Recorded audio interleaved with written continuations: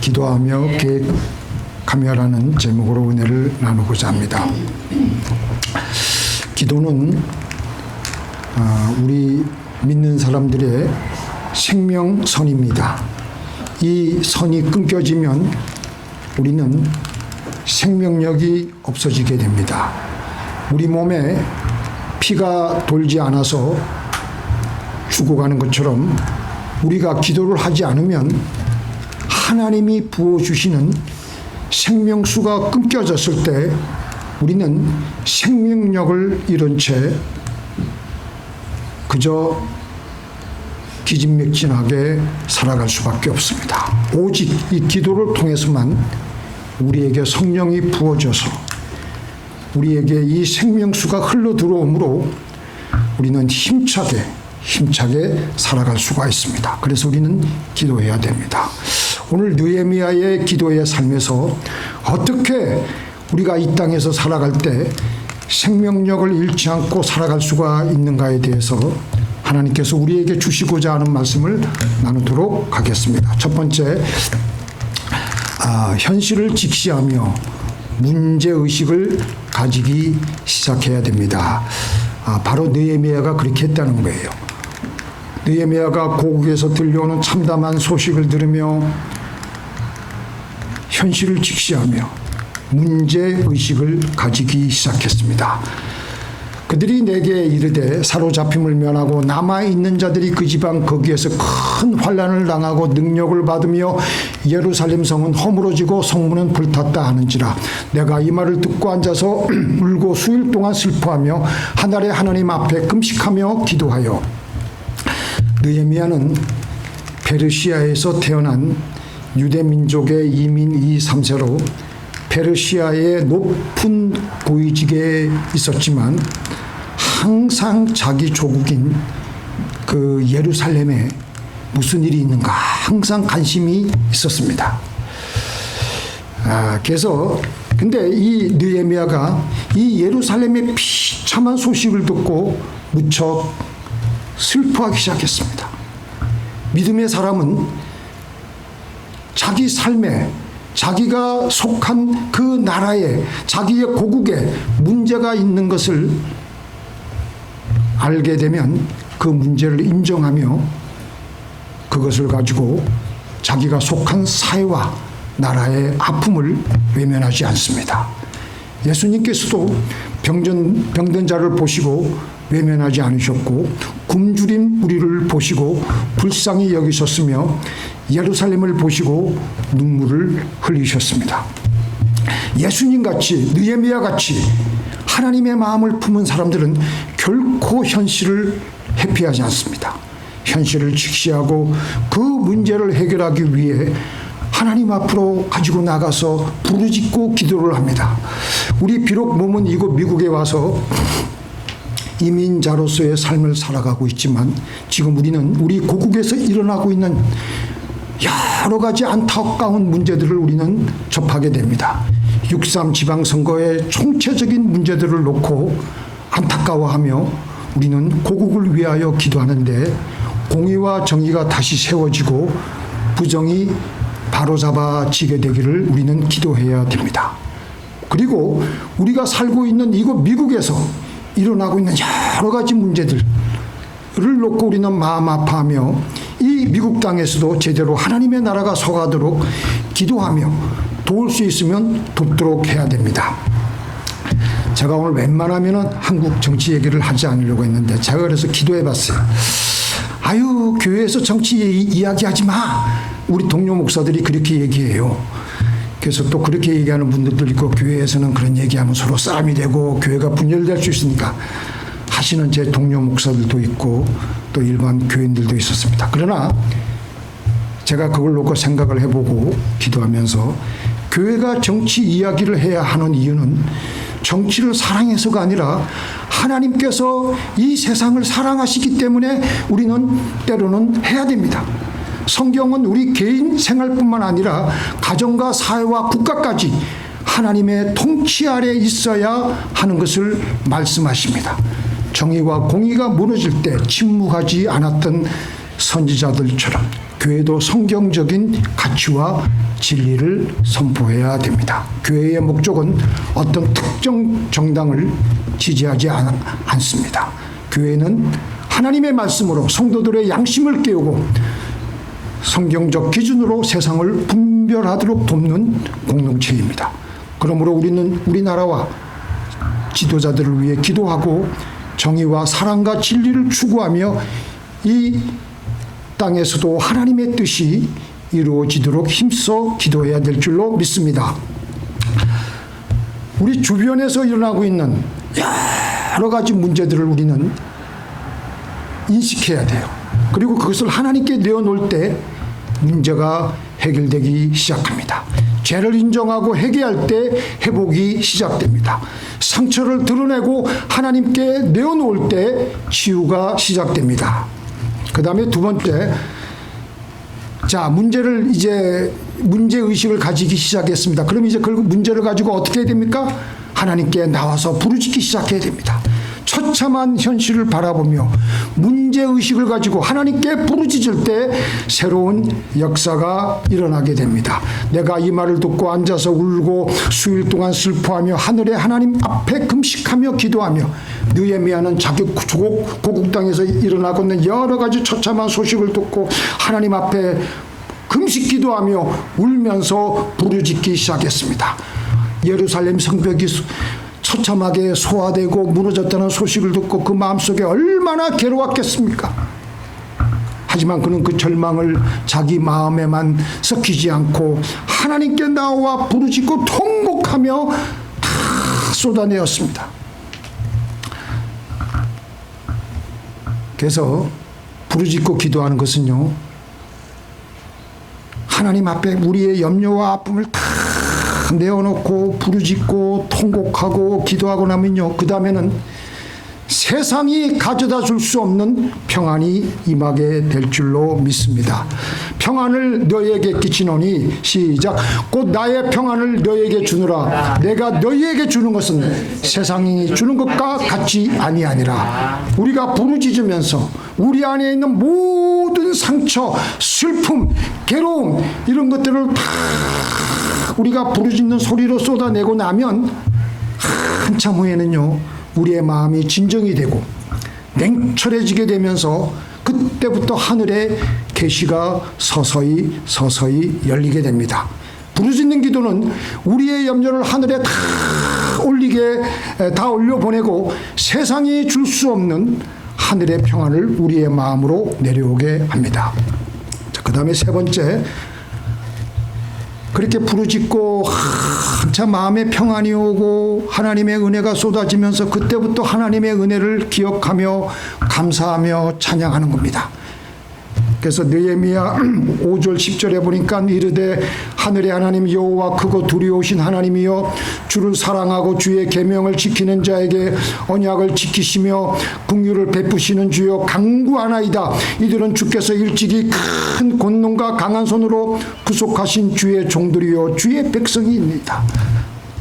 자, 부르짖고 나니까 마음이 후련하고 시원하고 하나님의 은혜가 그때부터 임하는 거예요. 그때부터 하나님의 크신 능력의 손길이 보이기 시작하는 겁니다. 그래서 그걸 가지고 감사 찬양하는 거예요. 제가 몇 주 전서부터 이 말씀을 계속 알려드렸죠. 제가 읽어드리겠습니다. 내가 오늘 하늘과 땅을 불러 너희에게 증거를 삼느라. 내가 생명과 사망과 복과 저주를 내 앞에 두었은즉 우리 너와 내 자손이 살기 위하여 생명을 택하고, 그냥 우리가 살아가고 있는 이 세상의 모든 그 사건마다 모든 일에는요, 하나님께서 그 사건 속에 사망과 저주와 생명과 복을 뒤섞여서 우리 앞에 놓으셨습니다. 그런데 우리가 얼핏 살다 보면은 사망과 저주밖에 보이지 않을 때가 많습니다. 절망밖에 보이지 않습니다. 그런데 그 캄캄한 구름으로 뒤덮인 그 하늘을 향해 하나님께 부르짖고 기도하면요, 아주 조그마한 뭐가 보입니까? 솟아날 구멍이 보이기 시작하는 겁니다. 그것을 가지고 이제 하나님께 감사하며 찬양하는 겁니다. 부르짖으니까 하나님의 이전에 베푸셨던 은혜가 생각이 나고 지금은 감사할 것이 없고 어떻게 보면 하나님을 원망할 수밖에 없지만 부르짖으니까 예전에 하나님께서 나를 도와주신 예전에 나를 긍휼히 여기셔서 기도 응답을 주신 하나님이 생각이 나게 되어서 그때부터 감사 찬양하는 거예요. 느헤미야가 기도하다 보니까 부르짖고 기도하고 금식하며 기도하다 보니까 그때부터 하나님의 계시가 임하니까 마구 하나님께 감사를 드리는데 예전에 출애굽의 역사를 기억합니다. 하나님께서 홍해를 가르시고 광야에서 만나를 내리시고 자기 백성을 그렇게 애굽으로부터 구원하셨던 그 은혜를 기억하며 감사했습니다. 하나님께 부르짖으니까 생명이 보이고 복이 보이고 하나님의 크신 것이 보이기 시작하시는 것입니다. 처음에는 사망과 저주만 우리 육신의 눈으로 보였지만 부르짖으니까 우리 영이 깨어나기 시작하니까 그전에는 전혀 보이지 않았던 하나님의 은혜가 생각나서 감사하며 아무것도 없었던 우리 선조들도 그들을 먹이시고 입히시고 재우시고 그 은혜를 기억하게 되는 거예요. 그래서 감사하며 찬양하는 겁니다. 그래서 우리가 새벽마다 일어나서 부르짖고 기도함으로 나 이전에 나의 삶 가운데 부어주신 하나님의 은혜가 생각이 나는 겁니다. 어제 하나님께서 나에게 좋은 일을 주신 것, 오늘 새벽까지 하나님께서 좋은 일을 베풀어 주신 것들을 생각하면서 감사하는 겁니다. 좋은 건강을 주신 것, 가족을 지켜주신 것, 좋은 아침을 주신 것, 구원을 주신 것, 이 모든 좋은 것들, 생명과 복을 찾아내어서 하나님께 감사를 하게 되는 겁니다. 이렇게 감사는 생명과 복을 선택하는 것입니다. 이렇게 감사는 우리 인생살이에서 다가오는 모든 사망과 저주를 밑으로 두고 공중으로 높이 날게 하는 것입니다. 비록 폭풍 가운데 있을지라도 감사하는 영혼은 활주로에서 이륙하는 비행기처럼 하나님의 은혜의 바람을 타고 공중으로 날아오릅니다. 그렇게 해서 생명과 복을 누리게 되는 거예요. 우리가 오늘 찬송 많이 했죠. 주 품에 품으소서, 능력의 팔로 덮으소서, 거친 파도 날 향해 와도 주와 함께 날아오르는 겁니다. 폭풍 가운데도 나의 영혼이 잠잠하게 주를 보며 감사하며 찬양하는 겁니다. 주 능력 나 잠잠히 믿네. 그렇게 문제를 인식하고 네 번째, 기도하며 계획하는 것입니다. 자, 이제 맨 처음에 뭐예요? 현실을 직시하고 문제의식을 가지기 시작해서 그걸 놓고 절망적인 마음을 가지고 하나님 앞에 나와서 부르짖고 기도하니까 어때요? 솟아날 구멍이 보이니까 감사 찬양하면서 하나님께 감사하면서 하나님의 임재 가운데 빠지게 되고 하나님의 높으신 궁정 안에 들어가게 되니까 그때부터 하나님의 계시가 구체적으로 임하게 되는 것입니다. 그래서 느헤미야의 마지막 기도 기도 내용이 뭡니까? 같이 읽겠습니다. 주여 구하오니 내 귀를 기울이사 종의 기도를 들으시고 오늘 종이 형통하여 이 사람 앞에서 은혜를 입게 하옵소서. 여기 이 사람은 아닥사스다 왕이에요. 이 아닥사스다 왕은 자기의 그 구하는 문제를 속 시원하게 해결할 수 있는 문제 해결의 열쇠를 가지고 있는 사람입니다. 이 사람을 감동시켜서 자기가 도움을 받게 해달라는 기도를 지금 하고 있는 겁니다. 자, 여기서 우리가 뭘 알 수가 있냐면요. 기도 중에 받은 감동. 그래서 내 입에서 기도하다가 내 입에서 흘러나온 기도 내용을 우리는 그때부터 잘 들어야 돼요. 이 기도 내용이 하나님의 감동이에요. 기도가 무엇이에요? 기도는 내가 하나님 아버지께 성령의 감동으로 기도하여서 예수님의 이름으로 마치는 것이 기도입니다. 그래서 기도 중에 내 입에서 나온 말이라고 하더라도 그것은 내가 하는 말이 아니에요. 하나님의 감동이며 하나님의 말씀인 겁니다. 이렇게 느헤미야가 고국 이스라엘 나라의 성읍이 해파되었다는 소식을 듣고 절망하면서 부르짖으며 기도하며 감사 찬양을 하며 높이 높이 올라가서 하나님의 임재에 들어가므로 하나님의 감동적인 해결책이 자기도 모르는 사이에 자기 입을 통해서 흘러나오는 겁니다. 그때부터 느헤미야는 이 감동, 이 놀라운 하나님의 해결책을 받아가지고 그때부터 세밀한 계획을 수립하는 겁니다. 그 계획이 뭐냐? 그 계획이 2장에 쫙 나옵니다. 하나님이 기도의 응답을 허락하여 주셔서 하나님의 감동을 받은 아닥사스다 왕을 만났을 때 그에게 어떻게 말을 해야 될지, 어떤 부탁을 해야 될지, 그래서 그 계획들을 세우는 겁니다. 과연 느헤미야가 기도하고 계획하여서 궁궐에 들어가니까 왕을 섬기는 거 아니겠어요?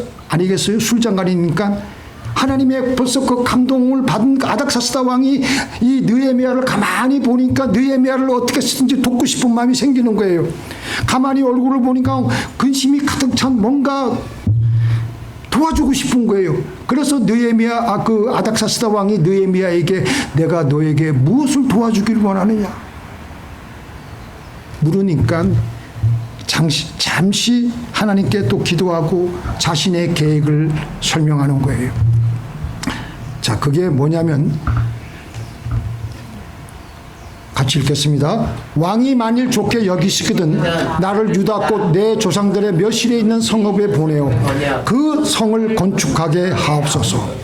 그러면서 그때부터 자기가 기도하며 하나님께서 주신 해결책을 가지고 세운 계획의 구체적인 요청을 왕에게 하는 거예요. 첫째 뭐냐? 유다까지 자기가 갈 때 안전하게 통과할 수 있도록 각 지방의 총독들에게 보낼 조서를 구하는 것입니다. 두 번째, 성문과 성벽과 자기가 거할 집을 세우기 위해서 각종 나무들이 필요하지 않겠습니까? 목재를 얻기 위해 왕의 삼림 감독 아삽에게 보내는 공문을 또한 요청했습니다.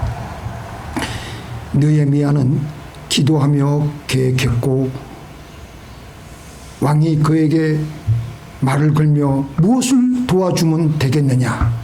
그래서 자기가 세운 계획을 아주 세밀하게 얘기하는 겁니다. 그렇게 해서 무너진 성벽이 다시 세워지고 하나님의 백성이 회복되는 놀라운 역사를 일으킨 겁니다. 우리가 하나님께 올려드리는 기도는 공중에 흩어지는 안개처럼 사라지게 해서는 안 됩니다. 기도하다가 하나님께서 깨닫게 하시고 마음에 감동을 주시는 내용이 있다면 옆에 노트를 미리 준비해서 적으며 계획을 세워나가야 되는 겁니다. 이렇게 계획을 하지 않으면 우리 삶에서 우리는 하지 않게 됩니다. 그저 기도했다는 자기 만족만 있을 뿐입니다. 아무런 역사가 일어나지 않습니다. 그러나 기도하다가 계획하면 행하게 됩니다. 하나님께서도 우리를 구원하실 때 계획하셨어요. 곧 창세전에 그리스도 안에서 우리를 택하사 창세전에 천지창조를 하시기 전에 우리 누구누구를 구원하겠다는 그 모든 계획을 다 하신 거예요. 그리고 때가 되어서 독생자 예수님을 이 땅에 보내셔서 우리를 구원하신 것입니다. 하나님의 형상대로 지원받은 우리도 하나님처럼 계획을 해야 될 줄로 믿습니다. 자, 어제 미국은 독립기념 몇 주년이요? 250주년을 맞이했습니다. 얼마나 감사한 일입니까? 제가 200주년 때는 제가 고등학교 1학년이었어요. 그때만 해도 이제 지미 카터 대통령이 그때 그 1976년이죠. 1976년 때 그분이 이제 대통령 당선되고 그때가 이제 그 200주년이었는데 그때 기억이 납니다. 300주년까지 사실 분 혹시 있으세요? 300주년까지 제가 살면은 한 116살까지는 살아야 되지 않겠어요? 좌우지간 어제 1776년 7월 4일 독립선언문이 그 당시에 발표되었지만 독립전쟁은 여전히 끝나지 않았습니다. 근데 오히려 그해 1776년 겨울 미국의 운명은 풍전 등화와 같아요. 당시 조지 워싱턴 장군이 이끄는 미 대륙군은 연전연패하고 있었습니다. 병사들은 지쳐 있었고 배가 고파가지고 빨리 집으로 돌아갔으면 좋겠다. 독립이고 뭐고 그냥 다시 영국으로 그냥 속하든지 그러고 있었는데 또 사방에 날씨가 얼마나 춥습니까? 이 동부 쪽에 혹한과 눈보라가 몰아치고 병사들은 지치고 굶주려 있어서 빨리 집으로 이 전쟁이 그냥 아이고 그냥 빨리 갔으면 좋겠다 그러고 있는데 그 델라웨어 강 앞에서 그 강물에는 여전히 거대한 얼음 덩어리들이 떠다니고 있었습니다. 그때 이 독립군을 이끌고 있던 워싱턴 장군이 그 절망 속에서 하나님께 부르짖고 기도하는 거예요. 그러면서 치밀하게 계획을 세우는 겁니다. 몇 척의 배가 필요한지, 어느 지점에서 강을 건너야 될 것인지, 언제 출발해야 되는지, 어떤 경로로 진격해야 될 것인지 모든 것을 하나님께 기도해서 계획을 했습니다. 그리고 나서 성탄절날 밤 12월 25일 날 밤 얼음으로 뒤덮인 그 델라웨어 강을 건너 적진을 기습하기로 계획을 했습니다. 많은 참모들이 장군님 이거는 도저히 안 됩니다. 도저히 안 됩니다. 그런데도 워싱턴 장군은 기도하고 하나님께 응답을 받고 나서 1776년 12월 26일 새벽에 델라웨어 강을 건너서 트렌턴에 주둔하고 있던 독일계 헤센 용병 부대를 기습했습니다. 불과 1시간 남짓한 급습을 통해서 미군은 대승을 거두게 되었고 900명의 포로를 잡게 되었고 대포와 군수품을 전리품으로 챙기면서 놀라운 승리를 하게 되었습니다. 그 승리를 기점으로 그동안 절망에 빠져있던 병사들의 사기는 되살아났고 독립을 포기하려던 수많은 미국 사람들은 다시 희망을 가지게 되어서 그 전쟁이 놀라운 전환점이 되었던 것입니다. 워싱턴 장군은 기도하며 계획한 대로 믿음으로 실행을 했습니다. 말씀을 마치겠습니다. 기도는 우리들의 생명선입니다. 이 생명선이 끊어지면 우리의 영혼은 메말라 가게 되고 하나님께서 부어주시는 생명수가 흐르지 못하므로 우리는 이 땅에서 살아서 사는 것이 아니라 죽어서 살아가는 것입니다. 우리가 부르짖음으로 우리의 막혀있던 영혼의 혈관에서 모든 찌꺼기들을 다 뚫어내고 새로이 생명수가 흘러들어오게 하므로 다시 감사가 넘쳐나기 시작하며 곧이어서 하나님이 주시는 해결책이 떠오름에 따라 구체적으로 계획함으로 하나님의 생명수가 우리 삶의 현장에 모세혈관이 계속해서 뻗어나게 되므로 그래서 그 삶의 현장에 모세혈관에 하나님의 생명수가 구석구석 파고들어 흘러들어가게 하므로 우리의 삶에 다시 생명력이 넘쳐나게 되므로 하나님이 주시는 생명과 복을 누리시는 저와 여러분이 되시기를 주님의 이름으로 축원드립니다.